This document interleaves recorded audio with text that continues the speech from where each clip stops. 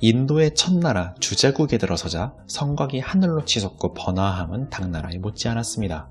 그런데 거리 곳곳에 국왕의 병을 고치면 살해한다는 방이 붙어 있었습니다. 이에 오공이 몰래 백마의 오줌과 동해용왕의 재채기로 한약을 만들어 국왕을 고칩니다. 백마의 오줌은 신수였기 때문입니다. 사실 왕의 병은 근심이었습니다. 세태세라는 요괴가 아내를 잡아가고 궁녀도 요구했기 때문입니다. 오공은 왕비가 알아볼 물건을 달라 하여 왕의 팔찌를 가지고 본거지로 쳐들어갑니다. 신선 장자양의 도움으로 왕비는 요괴가 안으려 할 때마다 가시가 돋아서 정절을 지켜옵니다. 왕비를 통해서 요괴의 요술은 허리춤의 금방울이었음을 알게 됩니다. 왕비와 오공은 꾀를 내어서 이제 마음을 열어 당신을 남편으로 청한다고 전하고 요괴를 잔뜩 취하게 한 뒤 방울을 빼앗아 제압합니다. 관음보살이 찾아와 왕이 어떤 보살의 자녀를 죽인 벌로 3년간 짝을 잃게 했다 하며 요괴를 원래의 모습인 금빛 늑대로 바꾸어 데려갑니다. 온종일 안개가 덮인 산의 객잔에서 사람들이 사라진다는 풍문을 듣습니다. 이윽고 삼장이 반사령의 시주를 갖다가 거미 요괴에게 붙잡히게 됩니다. 본래 칠선녀가 목욕을 하던 곳이었는데 7 거미 요괴가 더럽혀서 빼앗은 곳입니다. 오공은 목욕하는 여요괴들의 옷만 뺏어서 시간을 벌어 스승님을 구하고 그냥 떠나자고 합니다. 팔개는 이런 요괴들의 뿌리는 뽑아야 한다며 쳐들어가 놓고서는 벗은 7 요괴들의 온갖 희롱을 합니다. 거미들은 팔개를 붙잡고 양아들 벌레들로 시간을 끌어보지만 오공에게 다시 다 잡힙니다. 이어 황화관이라는 도사의 집에 머물게 되는데 그는 7 거미 요괴들과 동문수학한 사이였습니다. 독을 쓰니까 오공만 버텨낼 수 있었는데 오공에게는 검은 도포를 던져서 가둡니다.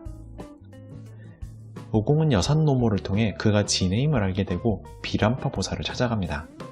비람파 보살은 아들 묘일성관을 보내서 진해를 쉽게 잡고 삼장일행도 해독시켜줍니다. 다른 모험과 달리 이번에는 태백금성이 먼저 찾아와 식인 요괴들을 경고합니다. 사타령의 본거지에 오공이 벌레로 변해 염탐하니 요괴 48,000이 사람을 쪄먹고 있었습니다. 셋째 공자광이 오공을 발견해 뜨거운 음양 이기병에 잡아 가둡니다. 오공이 관음보살이 준 목숨을 살려줄 털을 꺼내보니 송곳으로 변하여 구멍을 낼 수 있게 됩니다. 첫째 사자왕이 오공을 삼켰다가 속이 뒤집어지고 앞니가 깨지고 심장이 인질로 잡힙니다. 둘째 코끼리왕은 긴 코에 여의봉이 꽂히자 항복합니다. 세마왕은 정말로 항복한다며 가마로 일행을 태우지만 800리 마굴의 중간쯤 지났을 때 48,000 요괴들을 둘러싸 협공합니다. 삼장일행을 찜통에 쪄먹으려 하자 오공이 북해용왕을 불러다가 몰래 찜통의 안쪽은 식히고 석가열에게 도움을 청하러 가자 공자왕이 천지가 열릴 때의 친척이라고 말해줍니다. 오공이 세마왕을 하늘로 유인하자 보현, 문수보살과 석가열애가 이들을 타이릅니다. 두 형은 두 보살이 타던 짐승이었고 공자광은 석가와 싸울 의지가 없었습니다. 비구국에 다다르자 집마다 닭장에 아이를 가둬서 문 밖에 내놓은 끔찍한 광경을 보게 됩니다. 3년 전의 한 도인이 국왕에게 절세미녀를 바쳐 국왕의 정기를 다 빼앗았습니다. 그리고 불로장생의 약을 만들려면 아이 1111명의 심장을 다려야 한다고 한 것입니다. 삼장일행은 대노하여 지역의 신선들을 모두 불러 아이들을 우선 피신시킵니다. 다음날 왕을 아련하여 도인 책사가 사슴요괴임을 밝혀 내쫓습니다. 사슴요괴는 수양버들 넘어 세계 청화장에 숨는데 오공이 수수께끼를 풀어서 문을 엽니다. 그러자 남극성이 찾아와 자신이 타던 백록이 요괴가 되었다며 데려갑니다. 그러면서 천궁대추를 왕에게 주어 기력과 정신력을 회복하게 헤어줍니다. 소나무 숲을 헤쳐나가는데 여인 요괴가 강도를 당했다며 동행해달라고 부탁합니다. 삼장은 그녀를 불쌍히 여겨 말에 태워서 동행합니다. 30리를 가자 낡은 라마교의 절이 나왔는데 그 안은 밖과 달리 화려했습니다. 삼장이 여행의 피로가 쌓여 아파서 사흘을 몸져 누우며 절에 오래 머무르게 됩니다. 그런데 그간 스님이 6이 잡아먹히는 일이 발생하여 오공이 밤에 어린 스님으로 변장하기로 합니다. 여인 요괴가 유혹해서 잡아먹으려 하자 오공은 여의봉으로 단숨 공격합니다. 여자 요괴는 꽃신을 자신의 모습으로 만든 뒤 오공에게서 도망쳐 삼장을 납치합니다. 오공은 산신과 토지신들에게 물어 남쪽 1천리 함공산의 본거지를 알아냅니다. 팔개가 함공산의 연못에 모인 여괴들에게 물어보니 그날 밤에 혼례를 치를 계획이었습니다. 오공은 과일로 변한 뒤 삼장을 시켜 요괴에게 먹이고 뱃속에서 난동을 펴니다. 하지만 입구까지 삼장을 데리고 나왔으나 오공이 입 밖으로 나오자마자 곧바로 삼장을 납치해 다시 동굴로 들어가 문을 닫습니다. 오공은 동굴 속으로 들어가 그녀가 탁탑천왕의 차녀 나타태자의 여동생임을 알게 됩니다. 오공은 옥황상제에게 탁탑천왕을 고소하고 탁탑천왕은 분노하지만 나타태자가 예전에 천왕이 살려줬던 요괴가 천왕을 아비 삼은 것임을 해명합니다. 태백금성의 중재로 탁탑천왕과 오공은 옥황상제 앞에서 고소를 무르기로 하고 탁탑천왕과 나타태자가 나타나자 평소 그 둘을 존경해왔던 금비요괴는 바로 항복하고 삼장을 풀어줍니다. 관음보살의 노파로 변하여 삼장일행에게 불교를 탄압하는 멸법국을 경고하고 갑니다. 삼장일행은 우선 큰 길을 피해 숨은 뒤에 오공이 나비로 변해 염탐하러 들어갑니다. 오공은 왕소이의 주막에서 옷들을 훔쳐 길 건너 조가부의 집에 일행을 데려갑니다. 옥기상도 기생도 일행이 다 오면 사겠다고 둘러대서 피합니다. 자면서 옷매무새가 허틀어지면 중인 것이 들킬까봐 어두운 방을 요구하자 조가부는 어두운 방은 없고 6명도 충분히 들어갈 큰 괴짝은 있다고 해서 거기에 들어가기로 합니다. 그날 밤 조가부의 주막에 강도가 들면서 큰 괴짝을 보물로 착각해 삼장일행째 납치합니다. 이를 멸벽국의 군대가 되찾으면서 꼼짝없이 삼장일행은 멸벽국의 궁에 들어오게 됩니다. 손오공은 꾀를 내어 분신술로 온 왕비 궁녀들 문무백관들의 머리털을 밤새 깎아버립니다. 온 나라가 간밤에 천벌을 받은 줄 알고 궤에서 나온 삼장일행을 예우하고 보내기로 합니다. 다시 안개를 뚫고 가던 중에 반사령의 7거미 중 가장 큰 언니 남편인 표범이 삼장 일행의 강함을 전해 듣고 세 제자를 따로 끼워낸 뒤 삼장의 납치에 성공합니다. 선봉요괴는 세 제자를 포기시킨다는 거 가짜 해고를 보여주며 이미 삼장을 먹었다고 거짓말을 합니다. 하지만 오공이 굴에 몰래 들어가 보니 삼장이 살아있음을 알게 되고 잠벌레로 모두를 재운 뒤에 삼장을 빼냅니다. 삼장을 안전한 곳으로 옮긴 뒤에 세 형제는 분노해서 요괴들을 토벌합니다. 함께 요괴굴에 잡혀있던 남업군이 집으로 초대해서 삼장 일행을 접대하고 전송합니다. 천축국의 변경 봉성군의 군수 상관은 삼장 일행이 비를 내릴 수 있다고 하자 가뭄이었기에 접대합니다. 동해용왕 오광이 찾아와 보지만 오공에게 옥황상제에게 허락이 필요한 사안이라고 말을 해줍니다. 옥황상제는 군수가 3년 전에 하늘의 제사 음식을 개에게 주어 천벌을 내렸다고 합니다.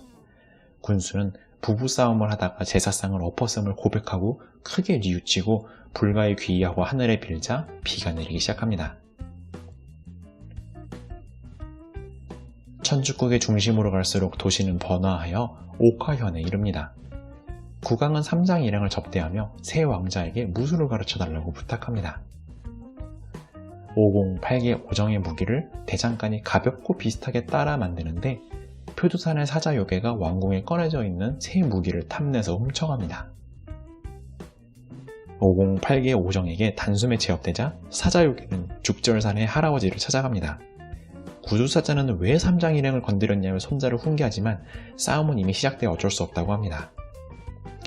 구두사자와 여섯 손자가 옥화국을 성동격서로 치면서 삼장을 인질로 남아 잡지만 여섯 손자가 그 과정에 모두 죽음을 맞이하고 태을천존이 내려오자 구두사자도 항복합니다. 대여세를 더 걷자 금평부 자운사에서 대보름 연등놀이를 보게 됩니다. 그런데 매년 부처가 1,500근의 기름을 요구한다는 이상한 소리를 듣습니다. 바람과 함께 기름을 가져가던 이들은 청룡산의 새 요괴들로 삼장도 납치해갑니다. 그들의 돌바람을 이기지 못하자 오공은 태백금성을 찾아가 약점을 알게 됩니다.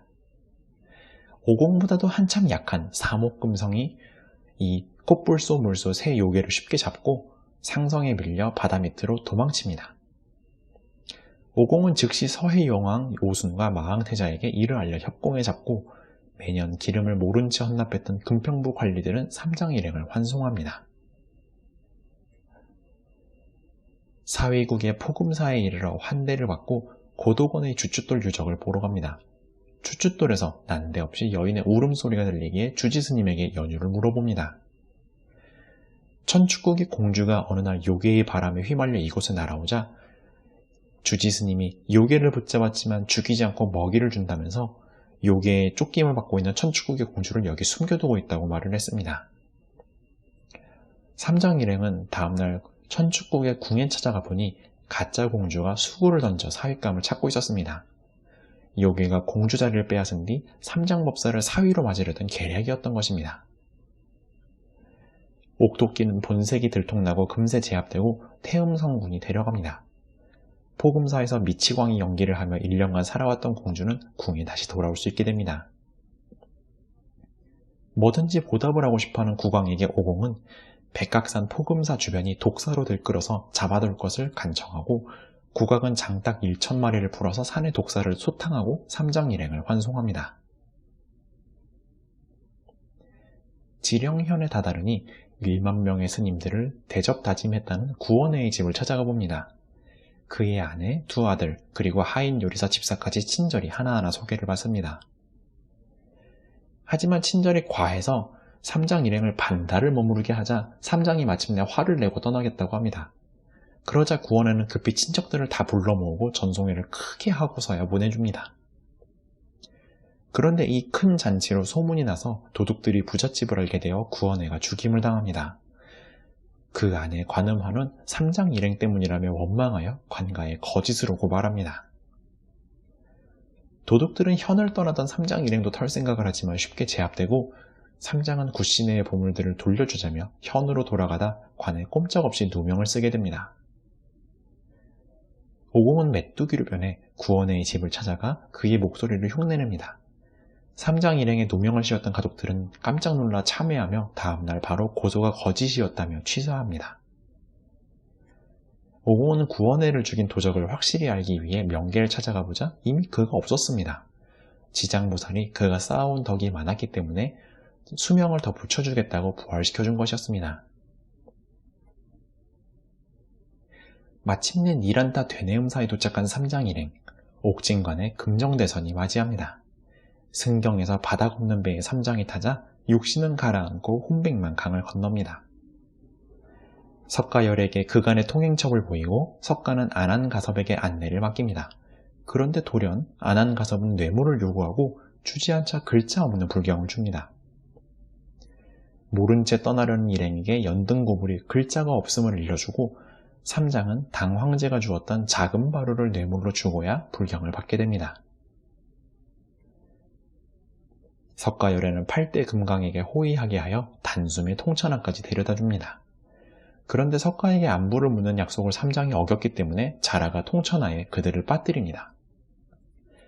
일행은 마귀들로부터 경전을 지켜내지만 불경은 찢어지고 젖어서 불안전해집니다. 그제서야 8대 금강이 다시 삼장 일행을 단숨에 장안성까지 데려다 줍니다. 삼장법사는 다음날 안탑사에서 가져온 대승불교를 설법하려 하지만 석가열애는 그가 입을 떼기도 전에 데려가면서 인간들에게 그 임무를 맡깁니다. 삼장은 금선자로서의 전생을 이어가고 오공은 투전승불로 성불하게 됩니다. 8개, 오정, 백룡은 각자의 직위를 받게 되고 긴 서유기의 이야기가 끝나게 됩니다. 서유기의 이야기는 여기까지였습니다. 감사합니다.